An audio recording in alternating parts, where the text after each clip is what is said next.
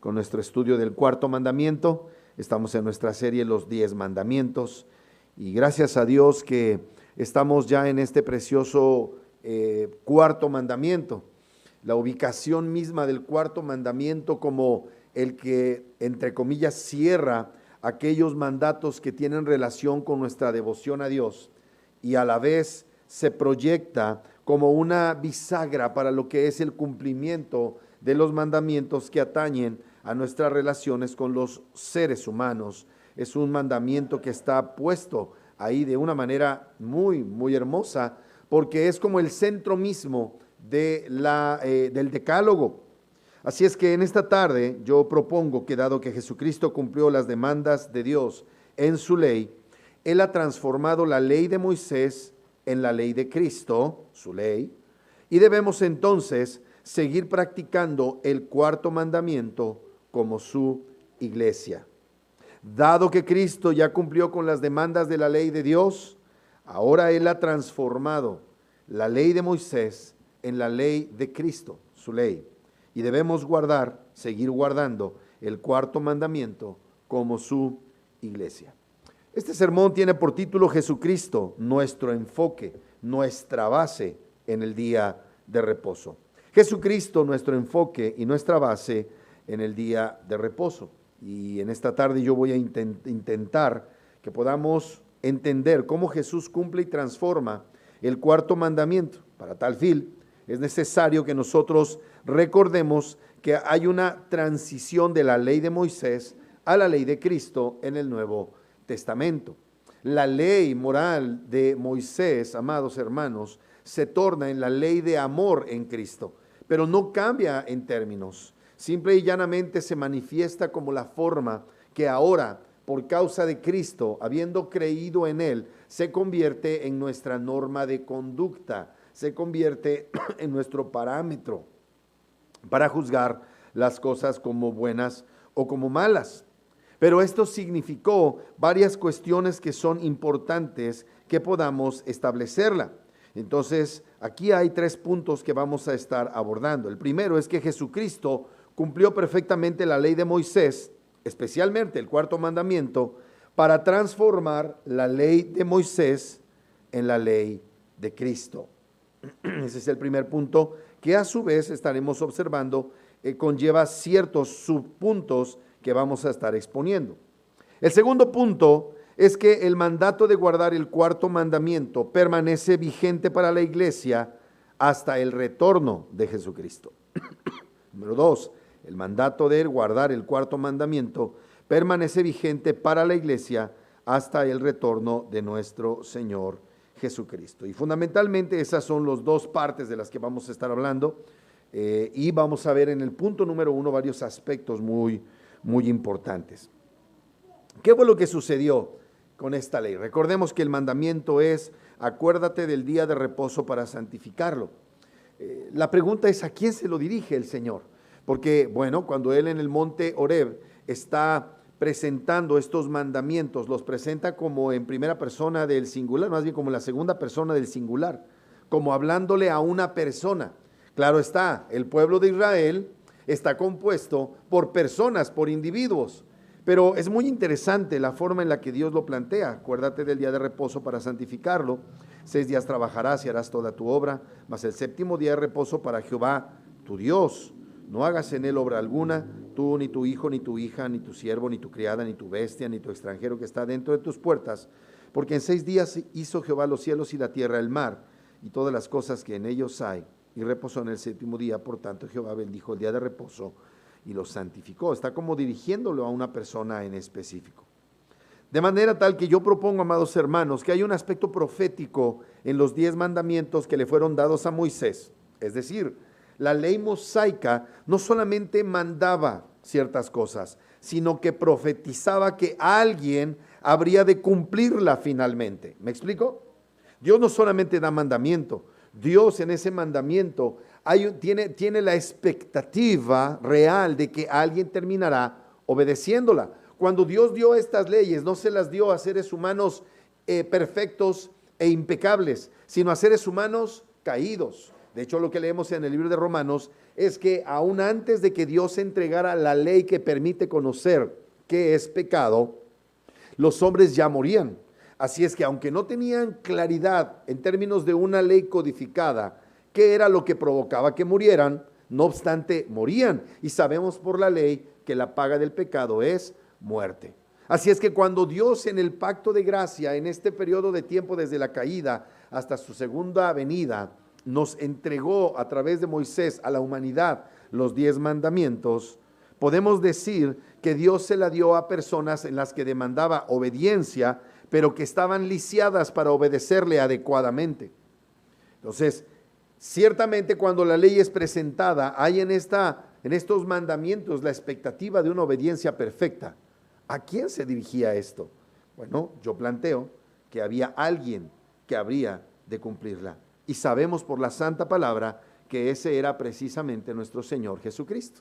Aún si ustedes recuerdan, cuando el Señor ofrece en el protoevangelio, en Génesis 3, 16, 15 y 16, la venida de aquel que habría de golpear la cabeza de la serpiente, toda la idea es de uno que cumplirá el mandato del Señor.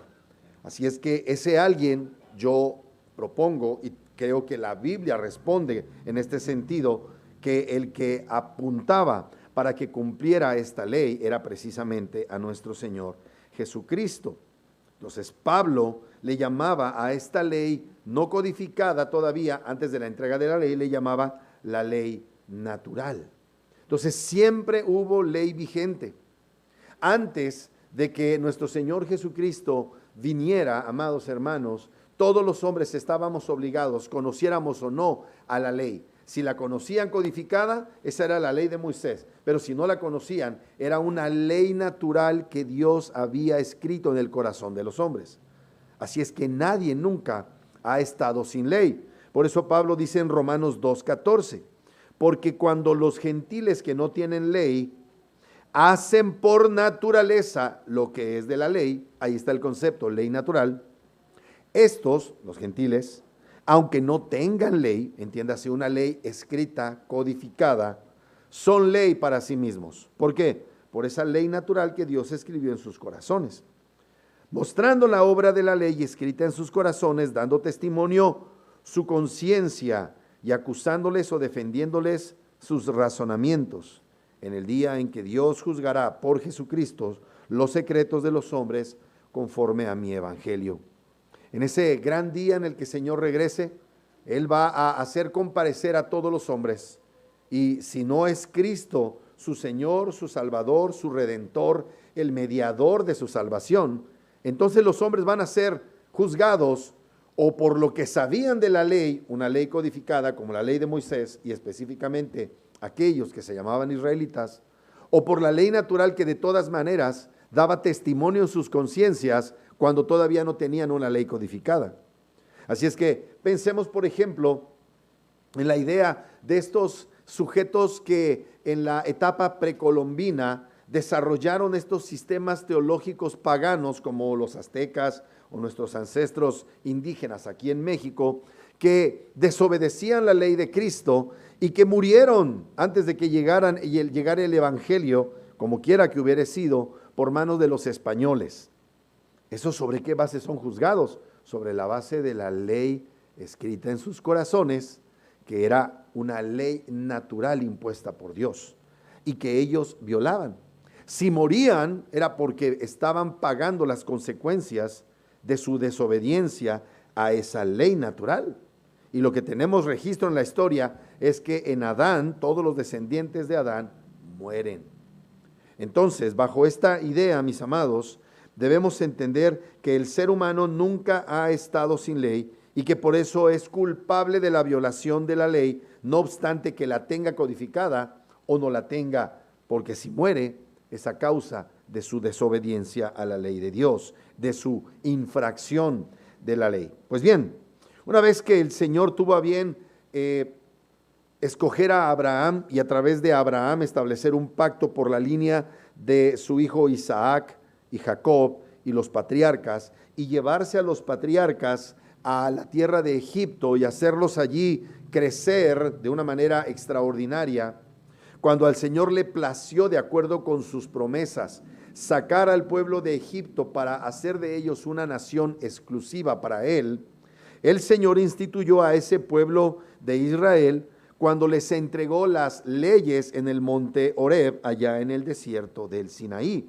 ¿Y cómo los constituye Dios en un país? Entregándoles una constitución, una carta magna, la ley suprema que conocemos como el Decálogo. Esa ley, ese Decálogo, esperaba, como dije, su cumplimiento precisamente por un descendiente de Abraham, un israelita, nacido de la tribu de Judá y descendiente de la familia real de David. Ese es, precisamente, como en la mañana lo explicamos, nuestro Señor Jesucristo. Por eso el mismo libro de Romanos dice, Pablo, en el capítulo 1, versículo 1, dice Pablo, siervo, esclavo de Jesucristo, llamado a ser apóstol, apartado para el evangelio de Dios, que Él, Dios, había prometido antes por sus profetas en las santas escrituras. Esos profetas incluían a Moisés. Acerca de quién es este evangelio, acerca de su Hijo, nuestro Señor Jesucristo, que era del linaje de David, según la carne, que fue declarado Hijo de Dios con poder, según el Espíritu de santidad, por la resurrección de entre los muertos. Por eso reitero, Jesucristo es el único que ha cumplido y de quien se esperaba que cumpliera la ley que Dios había dado, no solamente como ordenanza, sino como una profecía de que alguien la cumpliría. Ese alguien es nuestro Señor Jesucristo. Cuando nuestro Señor Jesucristo cumplía la ley, Él ciertamente está entonces siendo designado como aquel que se esperaba que cumpliera la ley. Así es que vamos a ver cómo cumple Jesús estos mandamientos. Número 1, este es el primer subpunto del primer punto de nuestro mensaje. Jesús se reveló como el Señor del sábado o el día de reposo. ¿Se acuerdan? Jesús se reveló al pueblo de Israel como el Señor, el propietario, la causa, la razón del día de reposo. Recordemos que en nuestra última enseñanza, en torno al cuarto mandamiento, aprendimos que Dios tomaba el cumplimiento del día de reposo como cumplimiento de todos los mandamientos. ¿Se acuerdan que eso lo vimos? Que el cuarto mandamiento es utilizado en el Antiguo Testamento como un resumen del cumplimiento de todos los mandamientos. Por eso es que lo primero que le reprochaba a Dios era la violación de su día de reposo. Y a partir del cuarto mandamiento se daba por sentado que se cumplían los demás mandamientos. Entonces, vemos que en el ministerio de nuestro Señor Jesús, Él confrontó constantemente la perspectiva rígida que sostenían los fariseos acerca del día de reposo. ¿Por qué? Porque en lugar de ser un día de reposo se convertía en un día de mucho cansancio, en un día extenuante en el que tenían que guardar un montón de lineamientos subordinados para no violar el mandamiento supremo de guardar el día de reposo. O sea, el guardar el día de reposo tiene aspectos positivos y tiene aspectos negativos. Y lo que sucedía es que para llevar a cabo el aspecto positivo imponían reglas adicionales los fariseos. Y para evitar no cometer los aspectos negativos, ponían más reglas los fariseos, de manera tal que se convertía en algo farragoso, se convertía en algo pesado, difícil. Y entonces encontramos por eso que el Señor reprendía la actitud de los fariseos, quienes incluso desvirtuaban el sentido del día de reposo como un día en el que no podías hacer ni siquiera cosas buenas. ¿Se acuerdan? En Mateo 12 encontramos a nuestro Señor cómo le recrimina en esa sinagoga de Capernaum la dureza de sus corazones y les reprocha con estas palabras. Mateo capítulo 12 versículo 5 dice, ¿o no habéis leído en la ley? Fíjense, no ponían atención en la ley original, no ponían atención en la aplicación de la ley en el Antiguo Testamento. ¿O no habéis leído en la ley cómo en el día de reposo los sacerdotes en el templo profanan el día de reposo y son sin culpa?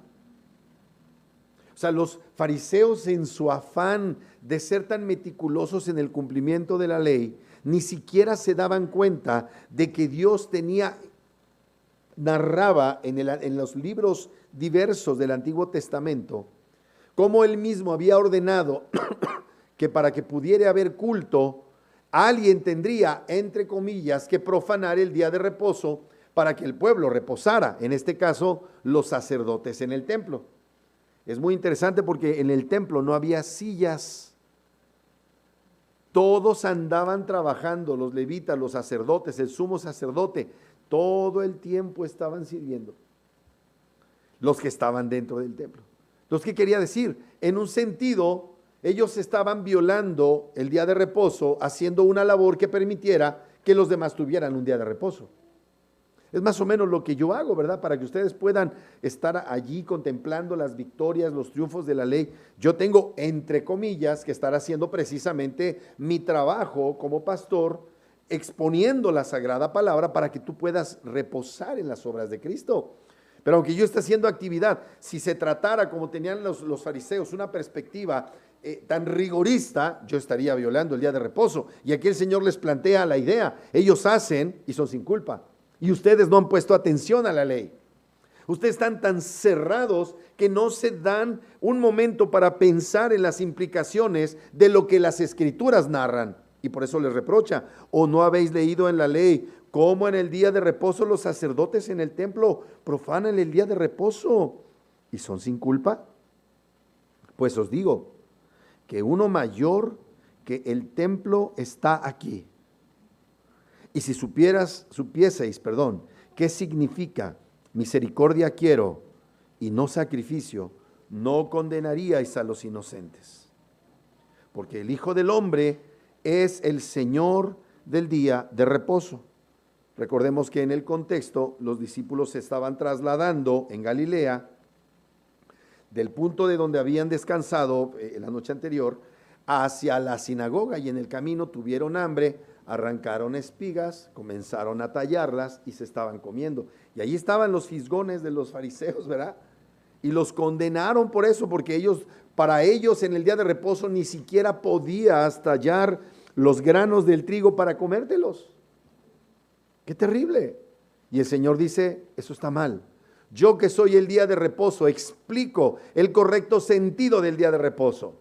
Y no es absteniéndose de comer, quitando la paja del fruto del trigo, que ustedes están cumpliendo el día de reposo. Estos son inocentes, son sin culpa por hacer eso, pero ustedes han establecido reglas adicionales que acaban violentando de una manera peor el día de reposo, que incluso los sacerdotes que lo violentan y son sin culpa. Ustedes tienen culpa, porque ustedes han hecho del día de reposo, en lugar de un día de delicia, un día de maldición. Y discúlpeme, pero cuando en las iglesias es más importante servir el día del Señor en un ministerio que venir a servir al Señor en reposo en sus obras, estamos profanando el día de reposo. Por eso hay que ser muy cuidadosos con el tema de estar sirviendo en la iglesia. Que el activismo se convierta en aquello que te hace aceptable delante de Dios. ¿Me estoy explicando? No es tu activismo en el día del Señor lo que te hace acepto, es la fe que reposa en las obras de Cristo. El Señor lo vuelve a decir en Marcos capítulo 2. En el contexto, recordemos que el Señor está por sanar a un hombre que tiene una mano seca. Y entonces les dijo en el versículo 27 de Marcos 2, también les dijo: el día de reposo fue hecho por causa del hombre, y no el hombre por causa del día de reposo. Por tanto, el Hijo del Hombre es Señor aún del día de reposo. De hecho, en esos pasajes vemos que el Señor se entristeció y se indignó ante la actitud desconsiderada, porque no querían que sanara el Señor a ese hombre manco, a ese hombre con la mano seca. Luego encontramos en el capítulo 5, después de que el Señor sana a un paralítico en el estanque de Betesda, encontramos esta expresión en donde el Señor vuelve a declarar que Él es Señor del día de reposo. Y entonces, cuando ya sanó a este hombre, los fariseos se enojaron, se embravecían contra el Señor. Juan 5:16. Y por esta causa los judíos, aquí acuérdense que en el Evangelio de Juan la palabra judíos eran los judíos enemigos, incrédulos de Jesús. Y por esta causa los judíos perseguían a Jesús y procuraban matarle, porque hacía estas cosas en el día de reposo. Hacía lo que ellos pensaban que él no debería hacer. Versículo 17. Y Jesús le respondió: mi Padre hasta ahora trabaja y yo trabajo. Entonces, para ellos, el hecho de que él, de quien todavía no tenían claro, porque no habían nacido de nuevo, que era Dios hecho carne, el hecho de él hacer bienes en el día de reposo era una manera de violentarlo. Pero ¿cómo podría ser esa la conclusión correcta? Que hacer el bien en el día de reposo viola el día de reposo, cuando no hay día más apropiado para hacer el bien que en el día de reposo. ¿Qué mejor bien puedo hacer yo por ti? Permítanme la locura, que predicarte la santa palabra de Dios. ¿Cómo podría yo estar violando el día de reposo? Bueno, pues si eso es cierto acerca de mí, un sujeto tan sin importancia, pensemos en la dimensión de lo que está diciendo nuestro Señor.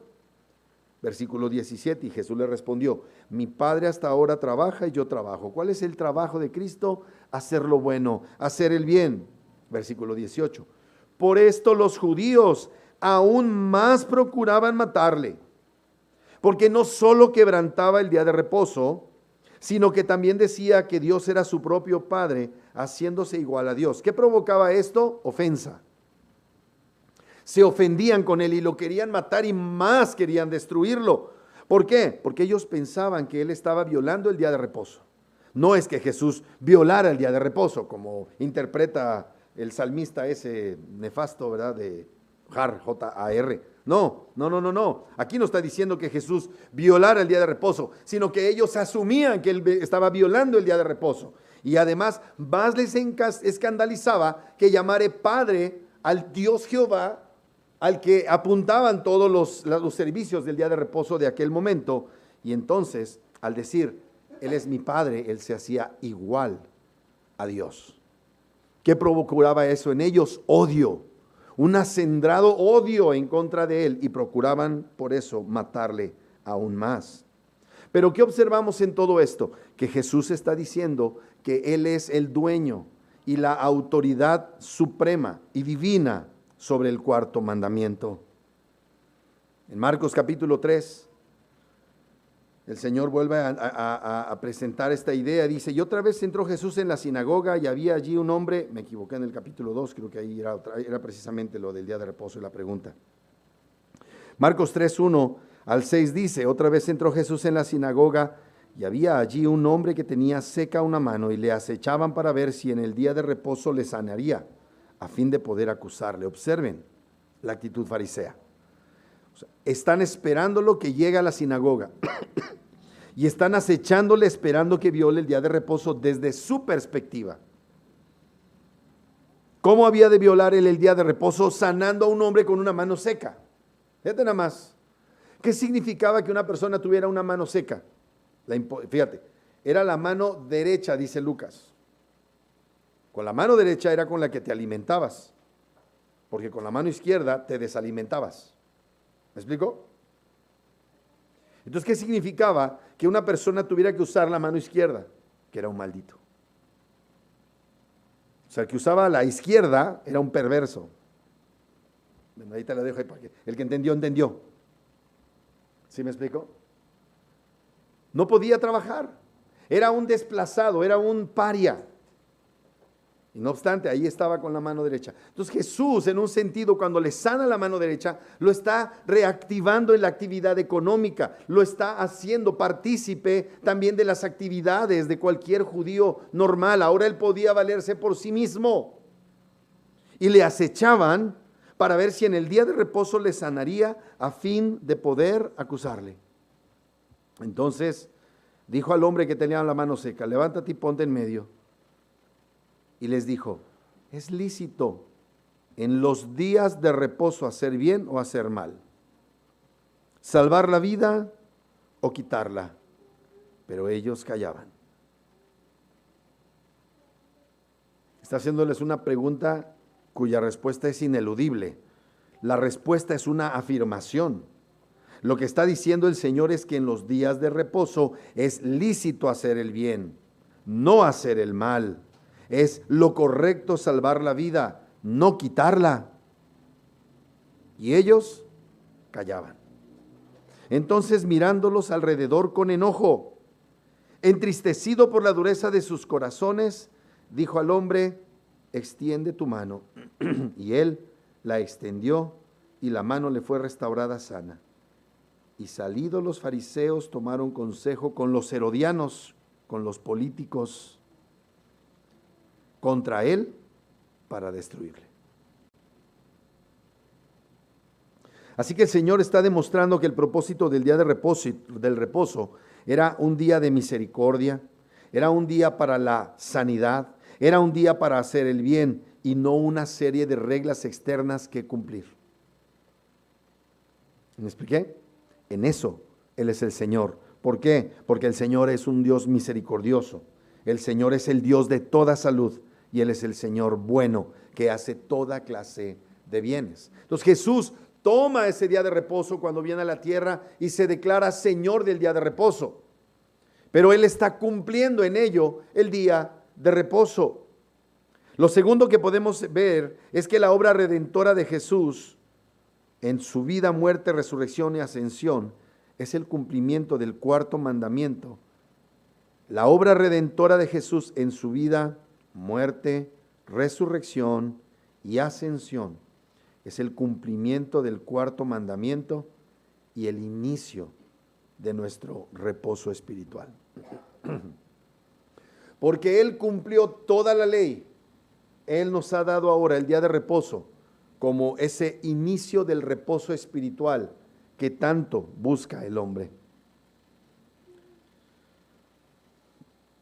Hay una disciplina en teología sistemática que se conoce como teología bíblica. Esa teología bíblica nos enseña que la revelación es progresiva. En efecto, Moisés escribió los 5 primeros libros de la Biblia y conforme él va escribiendo los 5 libros de la Biblia, él nos va dando revelación acumulativa progresiva.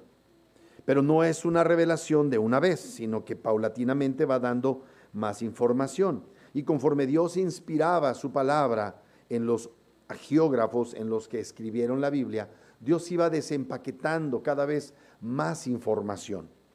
No se pedía de Abraham que creyera lo que ya debía creer un Moisés, por ejemplo. Lo que Dios le dijo a Abraham que creyera era suficiente para salvar a Abraham y que llevara a cabo la voluntad de Dios. Pero ya lo que Dios le mostraba a Moisés era mayor en cantidad de lo que había mostrado a Abraham y que tenía que creer ahora Moisés. Y así hasta llegar hasta el libro de Malaquías. ¿Me estoy explicando? Entonces, conforme Dios va inspirando su palabra, va desempaquetando información acerca de quién Él es y cuál es su voluntad para con los hombres. Bueno, esta teología bíblica, esta revelación progresiva, acumulativa, nos afirma que el día de reposo pasó del día sábado, el séptimo día, y nos muestra que ese séptimo día era una sombra o figura. El día séptimo, como día de reposo, no estaba diseñado para ser permanente, sino que era una sombra y una figura. Volvamos a la idea que yo les planteé desde el principio. Si alguien iba a cumplir esos mandamientos y se tenía que cumplir todos los mandamientos, entonces había un premio para quien los llevaría a cabo. Jesús, desde que por primera vez fue dado a luz aquí en la tierra, desde su misma concepción en el vientre de María por el poder del Espíritu Santo, ya estaba obedeciendo la ley. Al nacer por el conducto natural, Él estaba cumpliendo la ley. Él nació, como le llaman, por agua, entiéndase, Él fue parido de una mujer. Y además Él fue circuncidado al 8º día. Y no solamente fue circuncidado, sino que se llevó a cabo el procedimiento de su redención como el primer nacido de su madre. fue pagada una redención para que pudieran tenerlo en su casa. Y así sucesivamente se llevó a cabo este procedimiento cuando pasó de los 12 a los 13 años y comenzó a ser considerado ya un hijo de la ley. Y cuando el Señor a los 30 años aparece en la escena pública como sacerdote y es bautizado, vemos que el Señor cumplió con todos los mandamientos de la ley. Así es que cuando Él se apersona como Señor del día de reposo y cumple el día de reposo, Él ya está presentando esta idea de que el día de reposo, que era a manera de un logro en séptimo día y que era una sombra, habría de sufrir una transformación una vez que Él muriera en la cruz, y entonces el día de reposo tomaría otro sentido y cambiaría no de significado, pero sí de su ubicación en su celebración durante la semana. ¿Me expliqué? Por eso va a pasar de sábado, último día de la semana, a domingo, primer día de la semana. ¿Por qué? Porque una vez que se cumplió en la vida y muerte de nuestro Señor este mandamiento, el mandamiento persiste, pero ahora toma una nueva dimensión en la nueva creación que viene con la resurrección de Cristo. Eso lo vamos a ver un poquito más adelante. Pero el séptimo día, como día de reposo, era una sombra o figura de algo mayor. El algo mayor es esto que hoy en día disfrutamos tú y yo. El día de reposo como el inicio de la semana. ¿Me estoy explicando? Entonces, durante el pacto de obras, que fue el tiempo que transcurrió desde la creación de Adán hasta su caída, y posteriormente en el periodo del antiguo pacto, que encuentra su culminación con la entrega de la ley de Moisés, el día de reposo era un día físico después de 6 días de trabajo. Es así como lo encontramos nosotros en el libro del Éxodo. 6 días trabajarás y harás toda tu obra, mas el séptimo día es reposo para Jehová, tu Dios. Entonces, hasta la venida de nuestro Señor, su vida, ministerio y muerte, hasta entonces el día de reposo era el séptimo día. ¿Están conmigo? Muy bien. ¿Cómo es que pasa entonces del séptimo día a convertirse el primer día de la semana? Quiero repetir, el día de reposo era el día séptimo con el que se completaba 7 días de una semana. En otras palabras, el reposo era fruto del trabajo de 6 días previos. Muy bien. ¿Qué pasó en el nuevo pacto? Esto es, cuando nuestro Señor Jesucristo resucita, cambia el día, la ubicación en la semana del día de reposo. Y ahora encontramos que porque Cristo cumplió todos los mandamientos, porque la obra de Jesús fue perfecta durante toda su vida terrenal, ahora en el nuevo pacto, el día de reposo, haya una dimensión superior y más gloriosa del sentido que tenía durante el tiempo del antiguo pacto, cuando el día de reposo era el séptimo día. Ok, ahora ya no trabajamos y guardamos el día de reposo, sino que ahora guardamos el día de reposo y a partir de allí comienza nuestra semana laboral. ¿Me explico?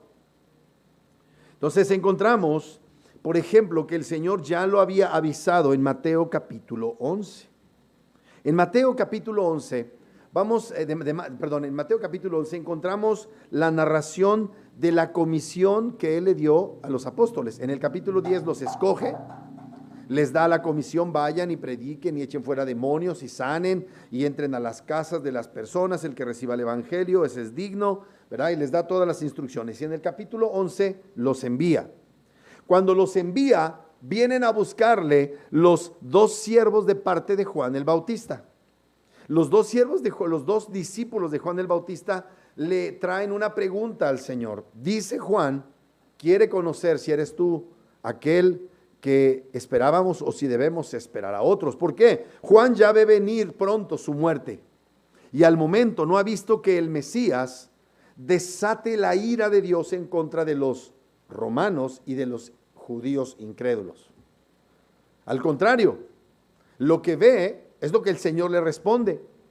Cuando le dicen, ¿eres tú el que había de venir? Y entonces el Señor le dice, vayan y dígale a Juan que los ciegos ven, los sordos oyen, El evangelio es anunciado a los pobres, a los oprimidos. Lo que le está diciendo es, en efecto, hay una dimensión que tú no habías visto, Juan, que yo estoy cumpliendo. Esta primera venida mía representa la venida de aquel que va a liberar de sus cargas, especialmente del pecado, a su pueblo. Y después vendrá la ira. Entre tanto, este tiempo es tiempo de evangelio. Muy bien. Entonces, lo que encontramos es por eso al final de este capítulo las siguientes palabras que son tan evocadas muchas veces, en donde él dice en el versículo 28 al 30, Mateo 11, 28 al 30, venid a mí, todos los que estáis trabajados y cargados, y yo os haré descansar. Observen, ya no dice, cumplan el séptimo día para que descansen. No, él dice, vengan a mí, crean en mí, recíbanme a mí, para que verdaderamente yo los haga reposar. Observen la expresión. Él es el que va a producir el reposo. Él es el que va a llevar a cabo la obra que nosotros no podemos. Versículo 29, que nos toca a nosotros.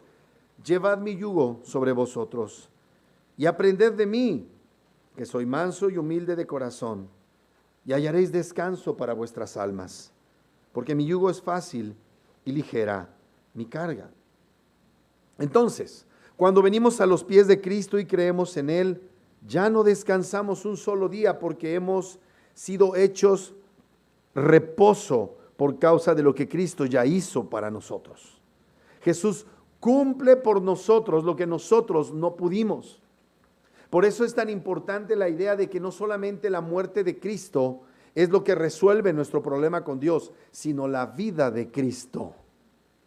La vida de Cristo es el cumplimiento de la ley, la cual nos es tomada en cuenta a nosotros cuando venimos a los pies de Cristo, creemos en Él y entonces Dios nos justifica. No solamente su muerte justifica, su vida justifica y su resurrección justifica.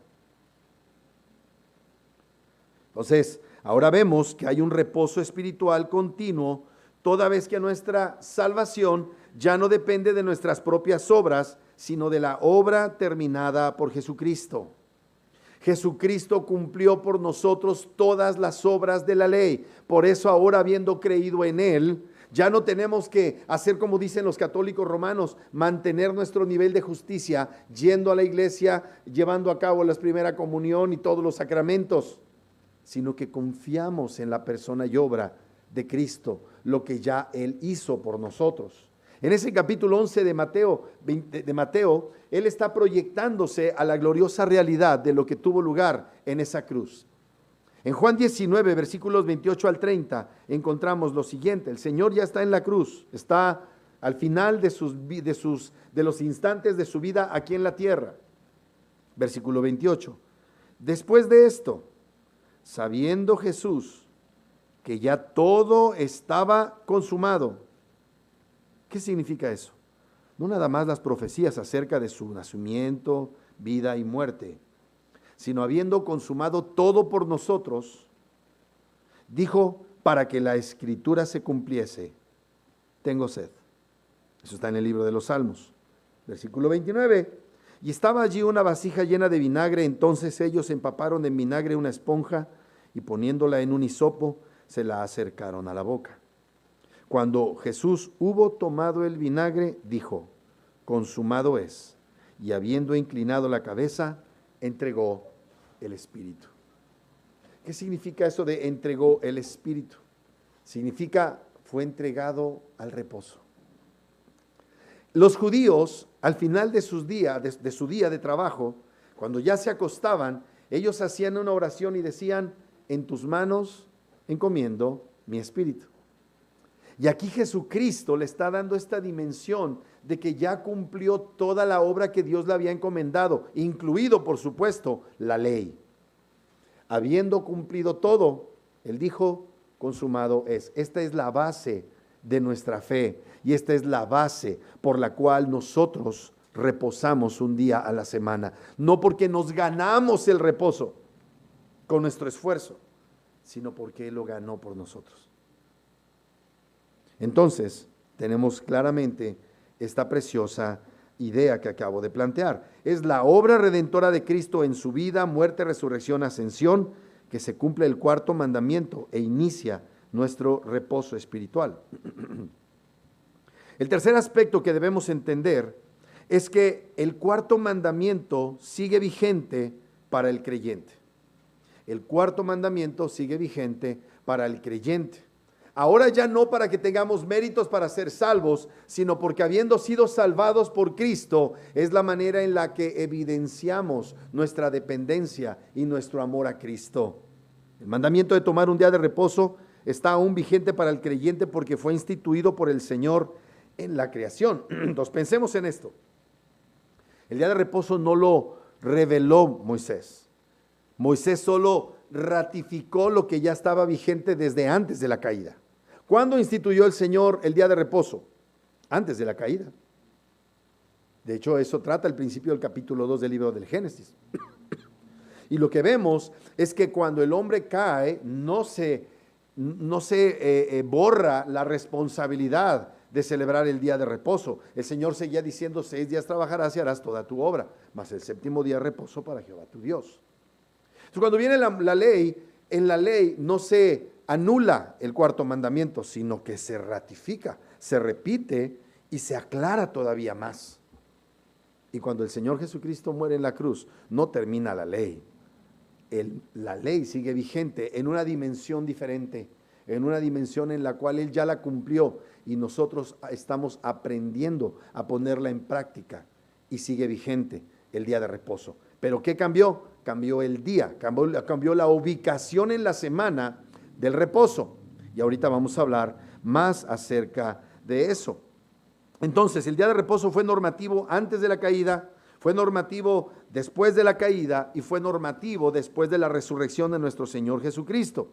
Era normativo el día de reposo como era normativo el trabajo, el matrimonio y el fructificarse, o sea, la familia. La pregunta es, ¿cómo es que se realizó la transición del día sábado al día domingo?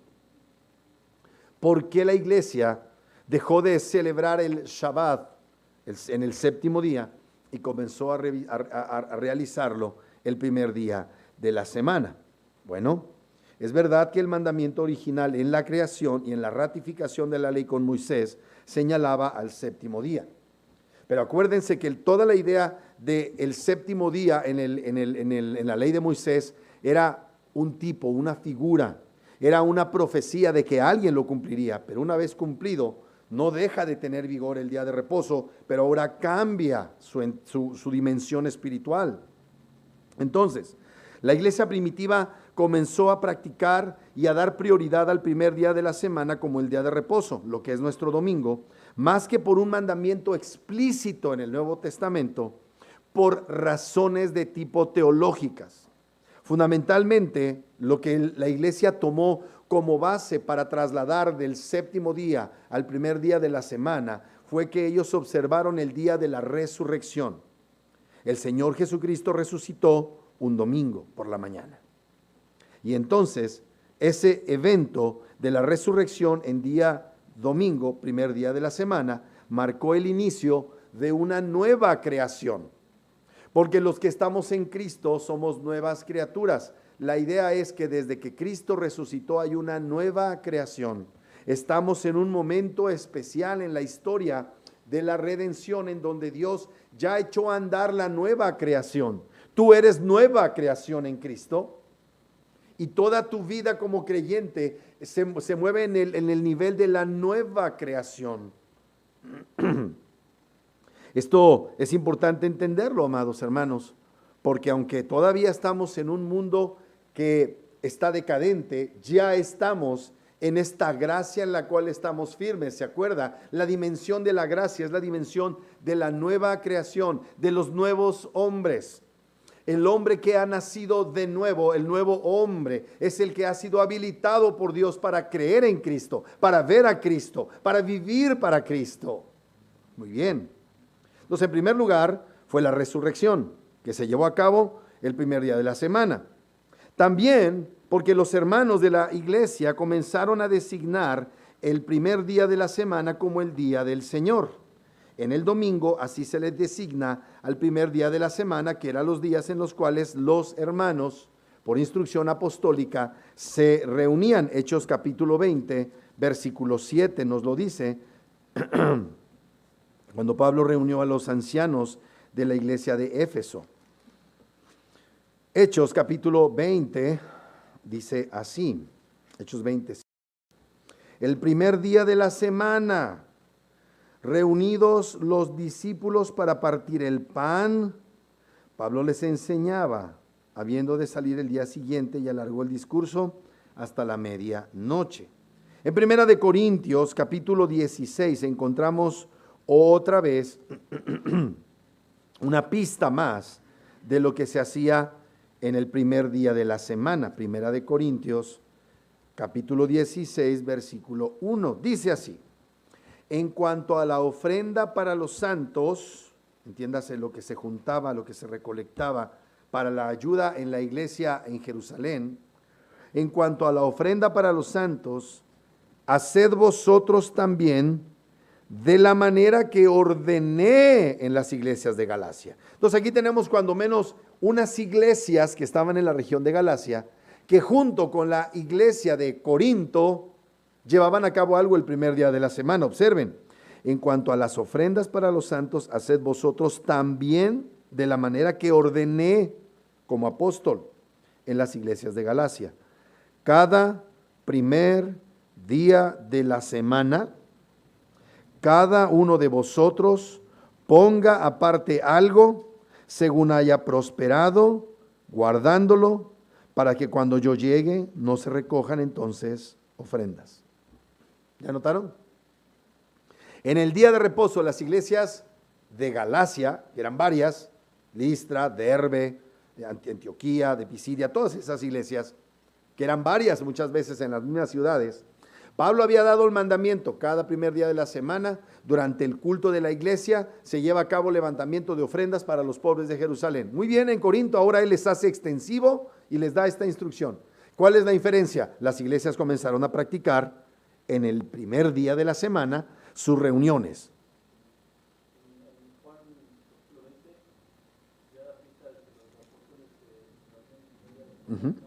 También.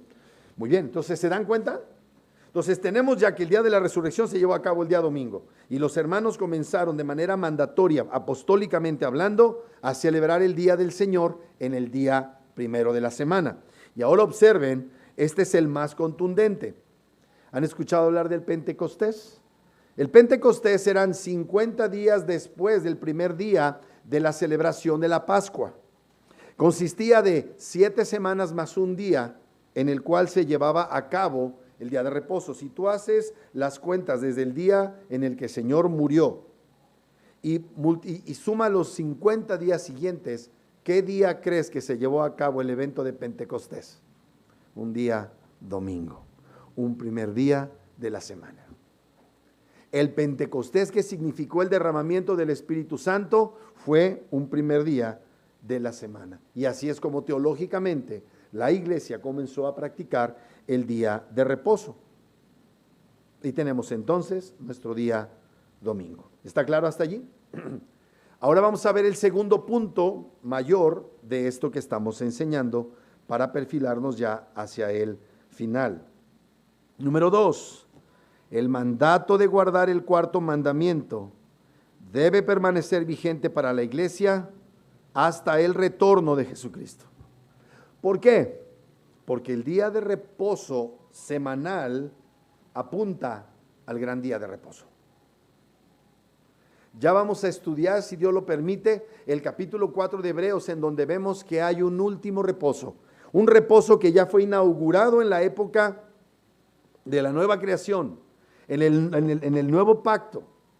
Después de la resurrección de nuestro Señor, se comenzó ya a realizar la celebración del día de reposo cada primer día de la semana, apuntando al excelente y glorioso gran reposo en la eternidad, en donde el reposo, amados hermanos, no va a ser de estar acostados y tocando arpas, pero en donde estaremos en el lugar que Cristo Jesús nos proveyó por su redención, en una eternidad de gloria. Muy bien, entonces, Esto es importante, escuchen lo que voy a enseñar a continuación. Hay quien argumenta que no es obligatorio para la iglesia el día de reposo porque Pablo así lo afirma. Y lo que ellos toman es la escritura de Colosenses 2, versículos 16 y 17 para decir, no tenemos que guardar el día de reposo. ¿Por qué? Mira lo que dice el texto. Por tanto, nadie os juzgue en comida o en bebida, o en cuanto a días de fiesta, luna nueva o días de reposo.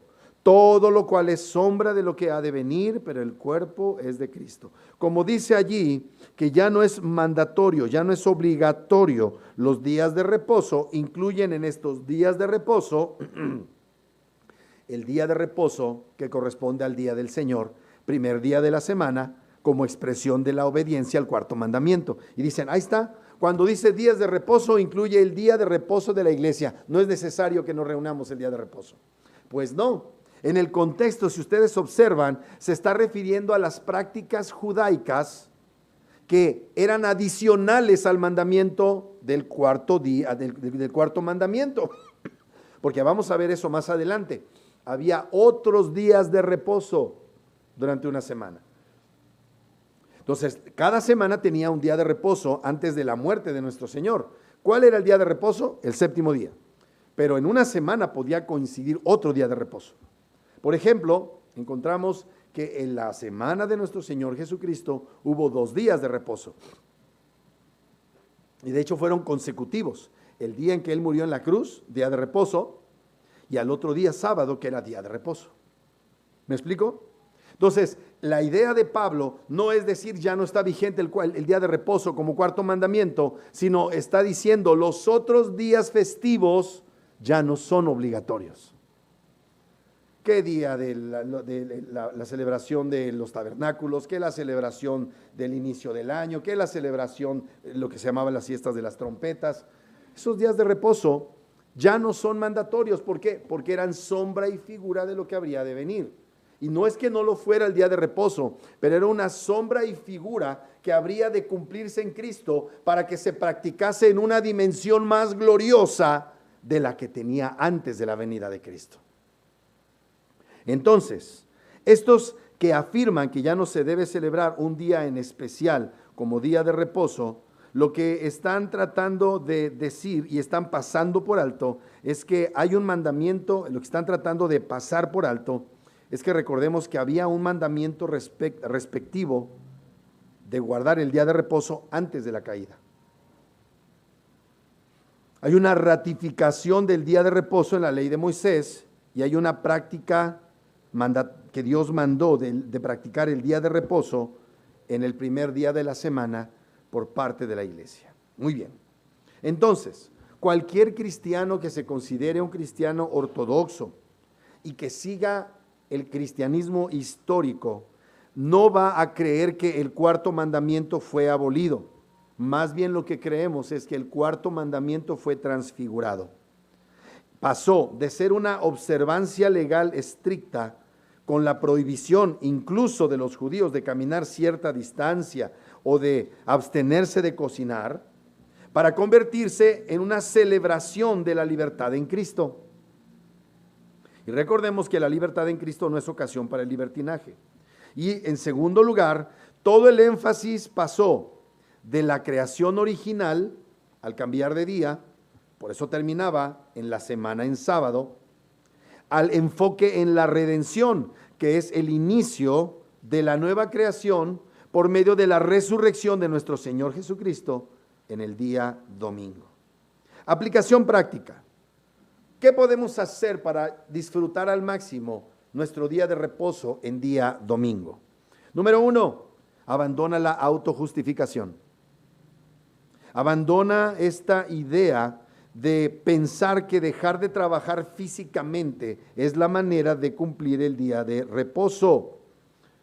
Bajo la idea de que me esforcé tanto en la semana que me gané el día de reposo. No es así. Alguien ganó para ti el día de reposo. Mira, si Cristo no hubiera venido, tú podrías haberte esmerado 6 días a la semana y no ibas a cumplir todas las cosas, y de todas maneras lo único que iba a pasar es que ibas a recibir la maldición de Dios porque venías habiendo hecho a medias las cosas. Por eso el día de reposo es un regalo para los cristianos en el día domingo, porque no se trata de ganar el favor de Dios, se trata de que Jesús ya ganó el favor de Dios para ti.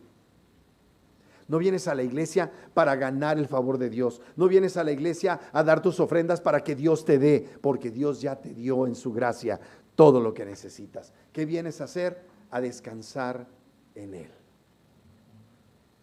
No a decir, lo logré, llegué. ¿No? Nosotros cuando nos acordamos del día de reposo para santificarlo, vamos de día de reposo en día de reposo. Ya el Señor nos regaló el día de hoy, este día de reposo. Comenzamos descansando en las victorias de Cristo que pudimos estudiar hoy, día de reposo, y durante la semana, a pesar de las luchas, a pesar de los problemas, de las dificultades, llegar al siguiente día de reposo será un regalo, no resultado de nuestro gran esfuerzo. No es algo en donde ya cumplí, ahora sí bendíceme, Señor. Esa es la razón por la que muchas veces tenemos en poco el día de reposo, porque pensamos que nos lo ganamos y entonces decimos, es mi día de descanso. No, no es tu día de descanso, es un regalo que Dios te dio. Así es que deshazte, renuncia conscientemente a esa mentalidad en la que infieres que te ganas las cosas porque te esmeras mucho. La verdad es que fallamos mucho. Sí, tratemos de hacer todo lo que corresponda y de limpiar, ¿verdad?, todas las cosas para estar aquí en el día de reposo. Pero no es eso lo que te hace digno del día de reposo, es que Cristo te regaló el día de reposo para tu bendición. Esto es verdadero reposo mental y espiritual frente a la culpa por tus pecados y la autojusticia que pretende méritos cuando la obediencia fue defectuosa. Número 2, consagra tus días, todos tus días, pensando siempre en el día del Señor. Consagra tus días, especialmente el domingo, como día del Señor. En efecto, Cristo es nuestro día con día, el que nos hace descansar en sus obras. Pero asistir cada domingo a la iglesia es la realidad que manifiesta que tú has sido salvado para la eternidad. No solamente debes asistir a una reunión en la iglesia, no, separas ese día para la comunión con tus hermanos. Jesús hizo una obra tan gloriosa que nos hace habitar entre hermanos. Es un gran acontecimiento estar al lado de los redimidos con Cristo. Es un gran acontecimiento participar de la mesa del Señor con su pueblo. Por eso dice que es tan importante discernir el cuerpo de Cristo. Precisamente porque Dios te regaló la bendición de hacer memoria de su muerte, de su padecimiento y del pacto del que te hizo objeto en compañía del cuerpo de Cristo. Esta compañía del cuerpo de Cristo, amados, no es cualquier compañía, no son tus compañeros de trabajo, no son tus compañeros de equipo de fútbol, son tus hermanos en Cristo y es una bendición poder tener comunión con ellos, los redimidos de Cristo, reunidos para la gloria de su nombre. Entonces, es muy importante, amados hermanos, que veamos el día de reposo no como un mero paréntesis en la semana, sino que hagamos del día de reposo el día para reorientar, para refocalizar, para poner las prioridades en su lugar y atender las cosas terrenales con una perspectiva celestial. Otra aplicación práctica. Depende de la providencia de Dios. Depende de la providencia de Dios. Ejercita tu confianza en la provisión divina. El cuarto mandamiento nos recuerda que Dios es el proveedor. 6 días trabajarás y harás toda tu obra. Pero hay un día en el cual confías en que Dios te dará lo que no te dio con tu trabajo de 6 días para ese día de reposo. ¿Sí me explico? O sea, Dios en su cuarto mandamiento nos recuerda que Él provee siempre. No trabajar un día es una evidencia de fe en que Dios sostendrá nuestra vida y no nuestro propio esfuerzo. ¿Me explico? O sea, no vas a crecer un codo más con tu esfuerzo, como dice la Biblia. No te vas a hacer más rico por trabajar el día domingo. Al contrario, solo vas a lograr frustración. Reposar el día domingo, entregando nuestras ansiedades por el sustento o por el futuro, Es una buena manera de manifestar nuestra fe en Dios. Hoy Dios nos regaló un día de reposo maravilloso, cuando en otros lugares están en medio de gritos de angustia. Allá en Tel Aviv, ¿verdad? No pueden ni comer tranquilos porque suena la alarma de que ahí vienen los drones de los iraníes, ¿verdad? Y los iraníes, por supuesto, cuando les van a caer los Tomahawks gringos. No pueden. Pero qué bendición que Dios te haya dado a ti y a mí este día de reposo para confiar en su obra en nuestras vidas. Mañana iremos y trabajaremos, pero confiados en el día que nos hizo reposar, en el Señor que nos hizo reposar en el día que Él designó. Y número 4, disciplínate para oír la voz de Dios. Disciplínate para oír la voz de Dios.